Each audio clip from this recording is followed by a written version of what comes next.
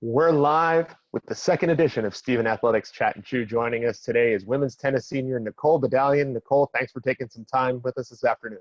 Thank you for having me. Well, chat and chew, and we'll get to the chat portion. It's the second time I've screwed that up in 2 weeks. We'll get to the chat portion in a second, but I always want to start off with the chew portion. So what's your snack of choice today? I have grapes and pretzels. Very healthy option. I opted for try. peanuts. So we're in the same vein. Women's tennis has any good snack stories? We're big baked goods fans. We like different kind of brownies, cookies. Arik makes his own kombucha, so we always try to make it as healthy as possible, but keep it balanced with the snacks, with the baked goods. Of course, Arik makes his own kombucha, right? Yep. Who does the baking on the team? Honestly, I think Joy does a lot of baking. She's pretty good. I dabble here and there. Everyone tries to cook as much as they can, especially now. Sure. What do you dabble on? I've made some healthy banana bread muffins. We made brownies actually a few days ago. Trying a few different, cookie recipes and stuff like that. So interesting. Yeah. Yes. What exactly constitutes healthy banana bread? So I made it with like almond flour, and I put like chia seeds in there and some pea protein, and it sounds not too great, but it actually came out pretty good. And you don't really taste any of that stuff. You only taste the banana bread, which is the goal. So I think chia seeds are one of those foods that's kind of a love-hate thing. Some people swear by them. They say, oh, those are great. And then other people, myself, I stay away from them completely. Yeah, they're just, I feel like the consistency of them, people get rubbed the wrong way because they're kind of like gooey and slimy. But if you throw them into like baking or like smoothies or something, you don't really. So. Smoothies, yeah, that's the other popular chia seed, and flaxseed and things like that all kind of go into smoothies. Yeah. Well, that sounds delicious. Take me through your tennis background. How did you start playing? What got you involved in tennis? And then what brought you to Stevens? Okay, so my mom is probably the person who made me play tennis. I started playing when I was around 6 or 7 years old, and it was, like a bunch of group lessons. I didn't really have one-on-one. I didn't really like it that much, honestly. I hated tennis. But then she wanted me to join the high school team. And before I joined the high school team, I started doing more one-on-one work. And that's where I actually started to like it. So I joined the high school tennis team. I had a great 4 years, and I really wanted to kind of keep that part of my, life and routine going into college. So when I was choosing where to go, I was between Northeastern and Stevens. And Northeastern, they didn't have like a walk-on kind of tennis team, and Stevens is Division III, so it was very comfortable for me to kind of join the team and be a part of the team, and not feel like, I'm not good enough kind of. So it was kind of like a win-win situation that Stevens had a tennis team that I could join. So that's also one of the reasons that I decided to choose Stevens. What didn't you like about it, and then what was it that changed for you? Honestly, I don't remember. I think I just didn't like the fact that it was exercise. I didn't like the running and the suicides, and like, I wasn't very good either. So I felt like, no matter how much work I put in, it didn't really show. So it was kind of like, this is pointless. But my mom was like, no, like, trust me, you'll love it. Just stick with it. And then the one-on-one work where I was able to actually see improvement and get the attention that I needed from my coach, that's what actually was like, oh, okay, maybe this isn't that bad. And then when I also started playing competitively, that was another reason why I started to like it. Sidetracking for a second, do you think that's something that happens a lot in youth sports? Is it something that they don't enjoy until they actually start getting to play competitively? I definitely think that's a big portion of it. I think that being able to compete and being able to like kind of just be there on the field out by yourself, like whatever sport it is, if tennis on the court, field, there's nobody there to kind of be like, okay, these are the set drills that we're going to do. This is the set practice. This is what we're going to follow. I think when you're in a competition and you're in the game, you get to kind of, this kind of sounds cheesy, but you get to find yourself as an athlete and as a player. So I think that freedom, especially for younger children, that really helps them kind of fall in love with the game. Thanks for sharing that. Yeah. Take us through, I know obviously both tennis's women and men's, their seasons were cut short when the NCAA suspended and canceled the spring sports seasons. But what was the season like? You guys did have a fall portion of your season. You went to the ITA group. You had ITAs, and you had the MAC individual championships, and you had just started to play in the spring. So take us through a brief synopsis of the women's tennis season. So I think the fall was really good. We did go to ITAs, which was really great because we played awesome teams and we got that exposure and that experience that we have been kind of craving. And then when we went into the MAC tournament in the fall, it was really exciting because this was the first time that we actually got to see all of our new conference, opponents in action. So it was really cool. And we also did pretty well in the MAC tournament. So that was pretty exciting to see that it was, not our season changed from fall to spring. So technically wasn't the fall season. It wasn't our main season.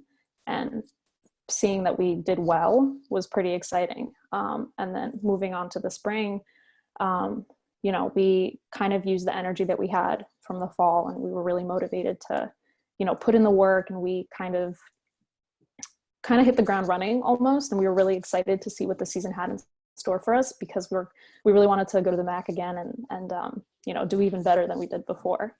But it was unfortunately cut short. That definitely sucked. And we were just getting started. It's just kind of sad that we didn't really get a chance to see all the great things that we could have done. Is that the hardest part of that whole process, was that you had just kind of gotten started?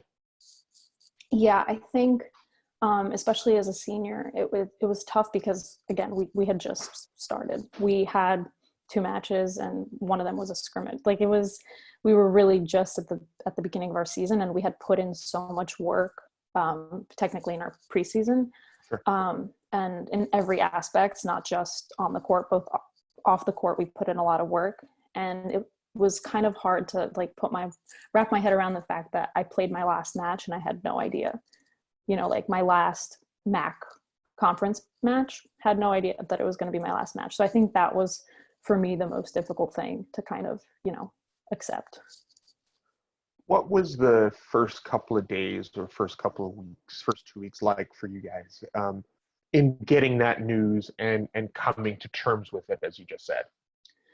So when we first heard, it was kind of like denial. It was like the 5 stages of grief, honestly. Mm-hmm. At first you hear it and you're like, okay, I guess we'll go online for the rest of, March or April. And then you start thinking like, okay, well, if the NBA canceled its season right then and there, as soon as they got the positive test result, okay, maybe this is something bigger. And it was learning to kind of accept nothing. You would feel nothing, and then slowly it started coming in as the fact that okay, this is real, this is serious, this is actually you're not going to come back. So it was in the beginning kind of hopeful, I guess we'll go online, but we might come back. We might have the rest of our spring season. But then the NCAA is canceled, and it's like, well, if there's no NCAAs, then what would we have a spring season for? And it's slowly started to piece together the fact that that we weren't going to have a spring season. And then, anger and then, sure. And then finally acceptance, and just, I don't remember the other 5 stages, but I just know denial, anger, and acceptance. So that's some good reading for anyone watching this, of the 5 stages. Yeah. Me included. Same, actually, because I could name the same 3 that you got to, and I'm sitting there counting them in my head. Did the coaching staff kind of rely on the senior leadership group to kind of help the group as a whole?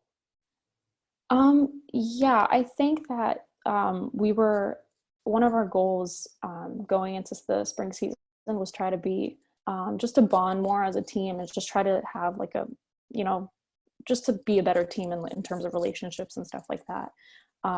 And, you know, we started slowly, and we started to feel like that connection, that close relationships, and things were going really well. So like the fact from from seeing each other every single day, or almost every single day, and like doing all these fun little things, to not seeing anybody, it was kind of, you know, it's an abrupt change. So, you know, Arik was kind of like, you know, let's keep the group chat alive. You know, we still video chat 3 times a week. We do our workouts twice a week. Every person takes their turn to lead the workout for the day. And we still have our team meetings on Fridays. So we try to keep that normalcy and like that routine still there. And I do think that, you know, a lot of it relies on the seniors, because for the underclassmen, this has never happened to them. It's never happened to us, but at least we have 4 years of tennis, of what a tennis season is supposed to look like, you know, under our belts. So, you know, we're trying our best to adjust to it. Let's go back to some happier times for a second. Take me back to last year, the program's first conference championship in Empire 8, first trip to the NCAA tournament. What was that like, and how important for the program was that success? It was great. I think the whole reason this entire situation was a little easier to accept was the fact that we did win the Empire 8s, the fact that we did go to NCAAs and get to experience that, and most you know, past women's teams weren't able to do that. So it definitely kind of gave us the confidence that we needed to go into a new conference as well as our fall season.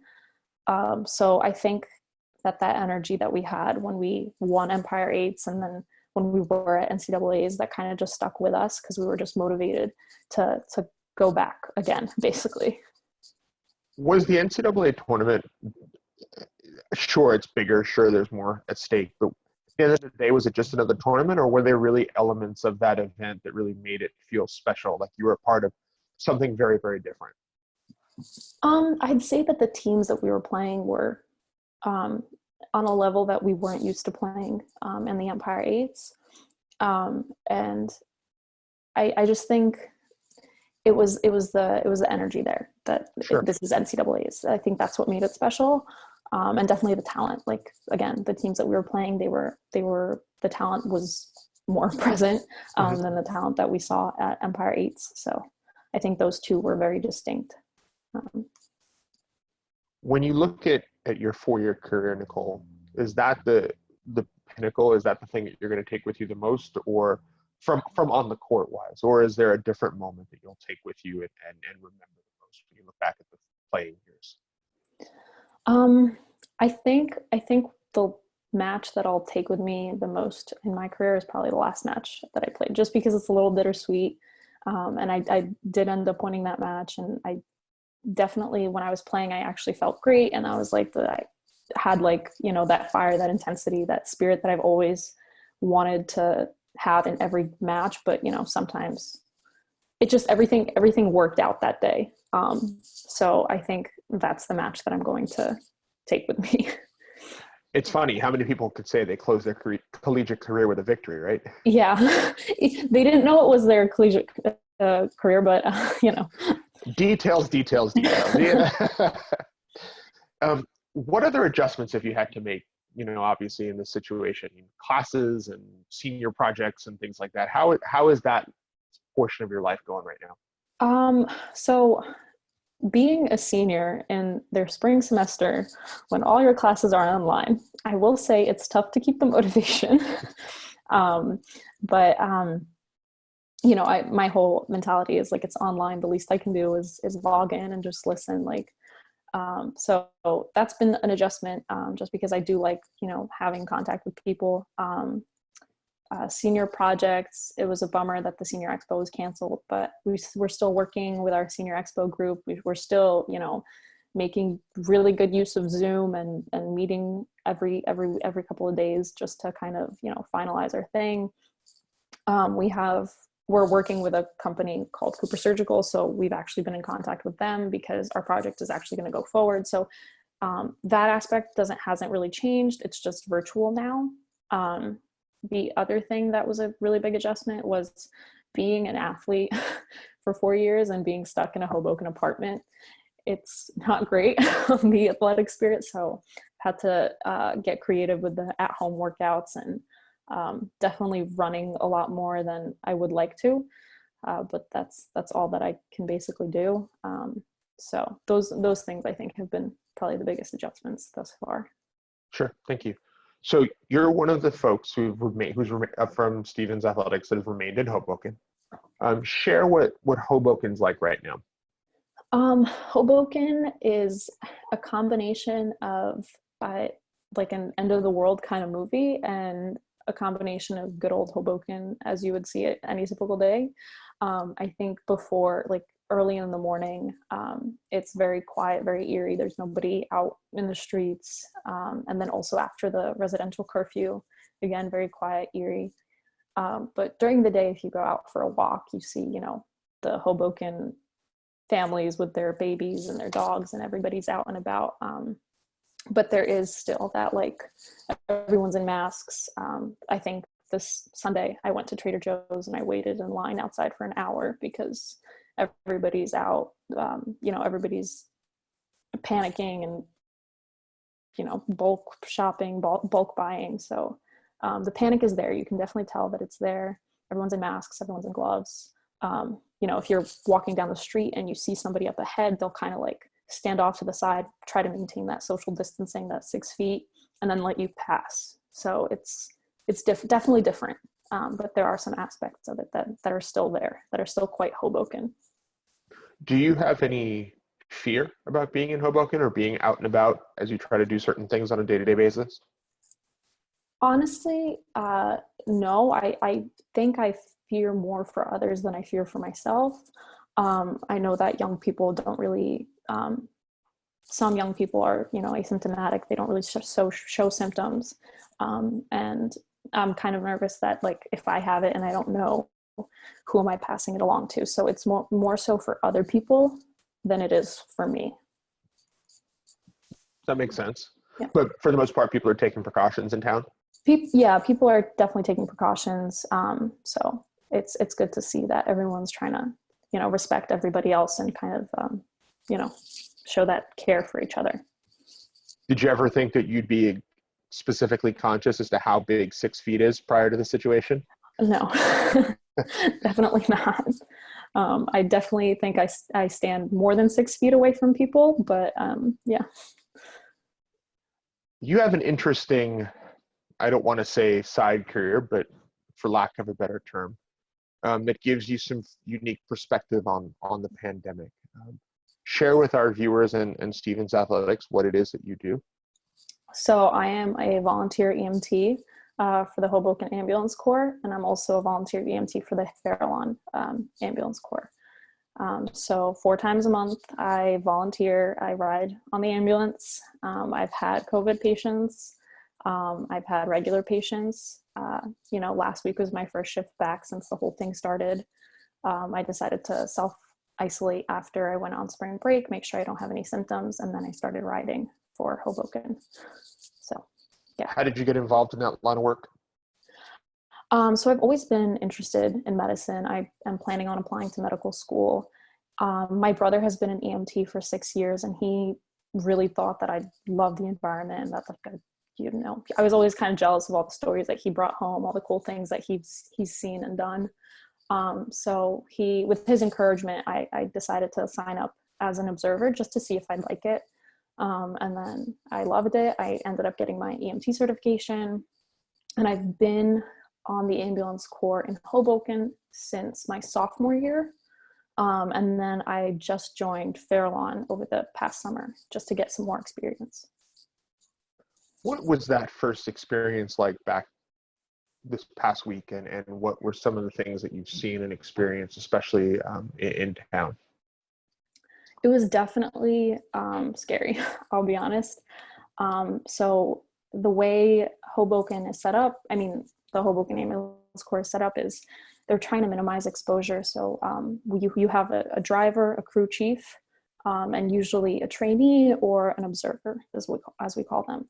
My role is crew chief, so I am the EMT on the ambulance. I'm the one who does the patient assessments. I'm the one who works with the patient.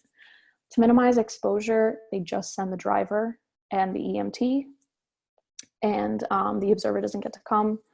So, the crew chief has to go in by themselves. And if the patient is ambulatory and can move, then, it's kind of easier for the crew, for the EMT. You don't have to carry them down the stairs. Hoboken doesn't have elevators, so I always go in no matter what, and I always have to bring with me a stair chair, an oxygen tank, a mask, and gloves for the patient. And if you get nervous because sometimes if you have like a heavier set patient or an older patient, and it's just one person who has to get this patient down the stairs, and you're in a Tyvek suit, you're in all this PPE, it's definitely scary. So I've been lucky enough that all of my COVID patients were either ambulatory or we had somebody who was able to come in with me. So. And I'm sure you've heard that Stevens is opening up Yes. one of the halls. Yeah, which is great. I think that's really, really great of Stevens to kind of step up and offer that. For someone who wouldn't necessarily be in the know, and I'm certainly in that population, what is the ability to be in Jonas Hall as a first responder or as an EMT? What does that help do? I think for healthcare professionals, it gives them a peace of mind that they're not going to go home and unknowingly give it to their family. So the reason I'm still in Hoboken is because I want to make sure that, my parents are safe at home. I've had exposure to COVID patients. I don't want to get something unknowingly and pass it along to them. So the fact that Jonas is open to these healthcare workers, they have a place to go and know that their family is still safe in a sense. So I think that's really great. How do you, now that you've had that exposure, you have that concern for your parents, and back home is one of those areas that, as we discussed a little earlier, Bergen County is one of those areas that was hard hit and one of the first to be hard hit. How do you get through that fear? How do you get on the ambulance the next time? It's kind of like you don't really have time to think. So it's more so the sense after you come back from a call and you're, decontaminating the ambulance, you're taking off all your different masks, your face shields. It's more so after. Before, it's kind of like, okay, this person needs help. Let's go light some sirens and get to our patient. It's more so after, where it's like, oh, did I touch my face? Oh, did I bleach the iPad enough, or like the tablet enough? Did I, did the patient cough directly in my face, or did I move out of the way? So it's kind of like more so after the fact, you kind of go through your, what happened and kind of just analyze, make sure that you're still safe. So that's kind of how I've been doing it. Thank you. Has Hoboken been participating in the applause or the celebration? Yeah. Yes, they have been. Being on both sides of that, what is that like, and does that really matter to the workers and things like that? So whenever I'm not on duty and I hear the applause, it's really great, because I always forget about it at 7:00. I don't consciously think that, it's time to go stand by my window, applaud, get all the pots and pans and start banging and stuff. It's more so it's nice when you hear it. You're like, oh, there's somebody out there who's consciously thinking about it, and who's that grateful and that appreciative that they went through the trouble of setting a reminder on their phone to go stand out and clap and applaud and thank healthcare workers basically. When I am on duty and the clapping starts, it's really nice, because they ask us to go out and wave, and we wave, and we do we put on the sirens for the ambulance. So it's been a good experience thus far. you think, excuse me, we talked about this with Allison Urban Spillane a little bit last week. Do you think that one of the things that's going to come out of this is a return to a little bit of a more simplistic style? Because that's a very old school way of acknowledging, right? Applause for the windows, and people hanging out windows. You see that in the 40s after World War II and the parades down the cities and things like that. And people walking and less reliance on technology for certain aspects of life. But is that something that you think might come out of this? Is that return to a little more simplicity? I think so. I think that this whole pandemic is giving people a sense of like what's more important, like the bigger picture almost. And like, you just got to make sure that you're healthy, that your family's healthy, stuff like that. And I think that people are becoming nicer and they're more caring about each other. They're more grateful for other people's work. And I do think that when you return back to those core values, you tend to kind of, you tend to go back to like simpler times almost. Sure. What's been the hardest part of self-quarantining or self-isolating or even just taking all your classes online? What's been hard for you? Definitely sitting in one spot. Oh, good. I thought I was the only one. it's you get stir crazy. I'm lucky enough that I get to go out on shift and be able to do things and, kind of have some normalcy in my routine. But sitting inside all day gets tough, especially as an athlete when you're so used to moving and, 6 a.m. practices, running suicides, doing all this stuff. Moving has definitely been a thing that I've had to adjust to. By the way, I can't tell you how excited I am that I heard you use the term stir crazy. I literally was talking to one of our student workers, just checking in, making sure he was doing okay. I believe it was yesterday.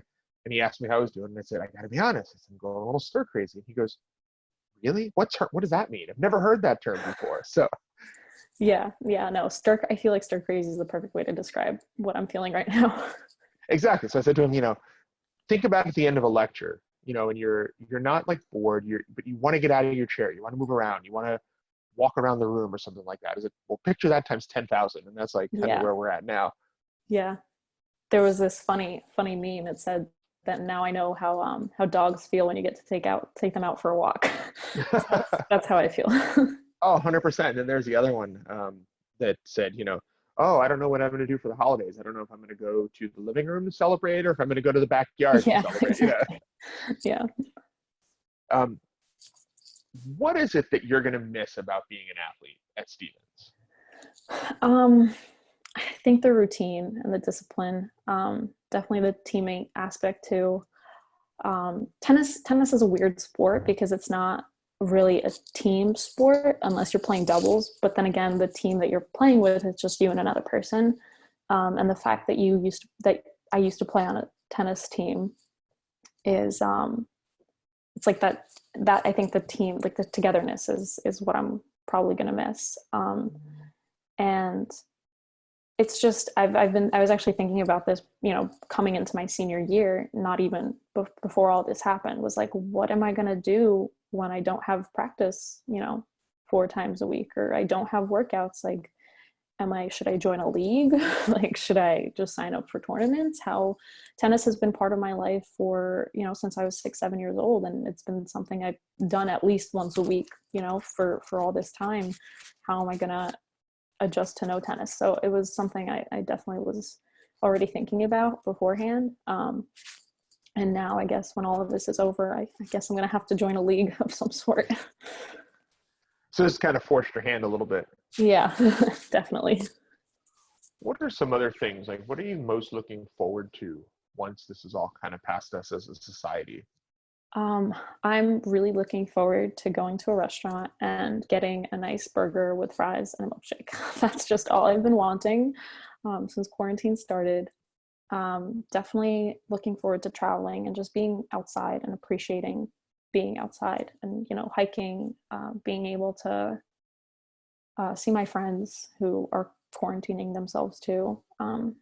There's just so much to look forward to. And I think that's another thing why this pandemic is kind of going to make things for the better, because people are excited for what's going to come. So they're looking forward to it. Sure.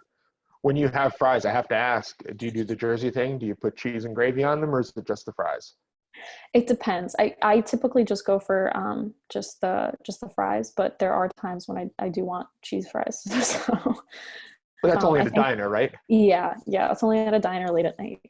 Yeah. You know, it's funny. I don't think people in other parts of the country realize, you know, the Jersey fries and the diner relationship. Like, it's just something people say, really? And then, you know, you have to explain to them what it is that you're doing. Yeah. Yeah, no, New Jersey loves its diners, which, you know, I kind of find it strange, but I grew up in New Jersey, so I support it.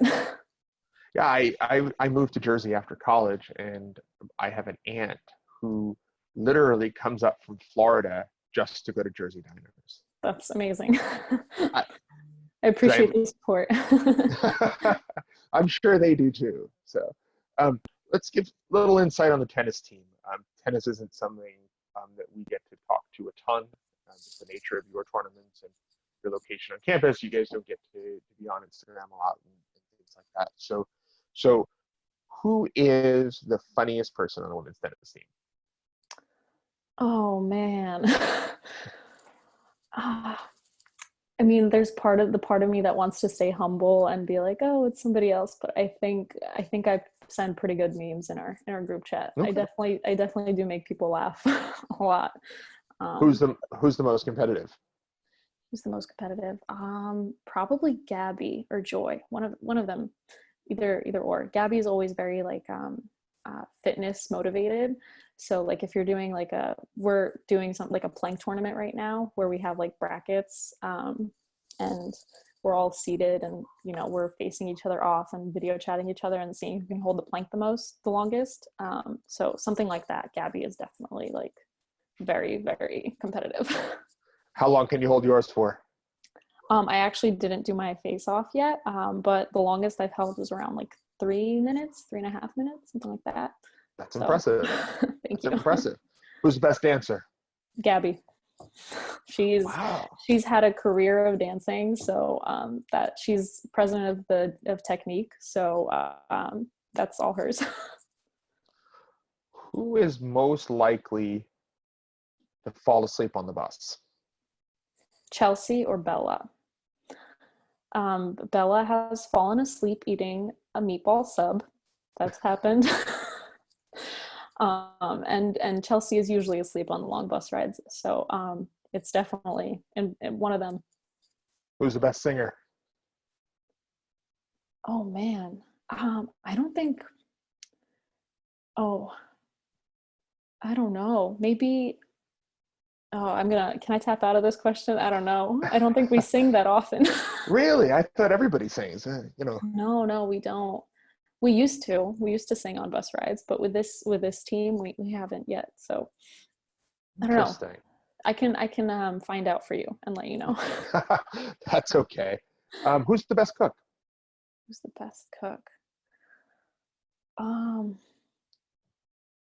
let's see. Maybe McKenna. McKenna has made me some pretty good stuff. So she's packed me a lunch before, and she also packed me when we were going on a away trip. She packed me some food too. So I feel like she has a very mom aspect to her. So I think she's probably the best cook. What is the best Coach Arik motivational sentence? There's just way too many. Oh man, I mean, he always makes office references. Um, you know what? I think his would be feed the duck. I think we actually have little wristbands that say feed the duck that he ordered for us and made for us. And I think that's his whole philosophy was that, you know, you have two wolves inside you, one good, one bad. And somebody asked like, oh, like, and they're always at war with each other, and somebody asked like, oh, which wolf wins? And it's whichever wolf you feed.